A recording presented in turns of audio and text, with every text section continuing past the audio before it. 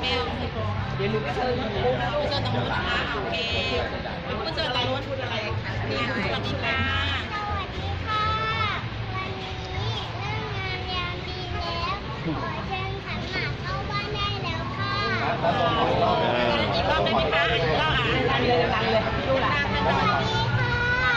วันนี้เรื่องงานยามดีแล้วขอเชิญขันหมากเข้าบ้านได้แล้วค่ะอีกรอบไม่ได้อีกรอบไม่ได้อีกรอบฟังต้องใหญ่เลยจ้ะ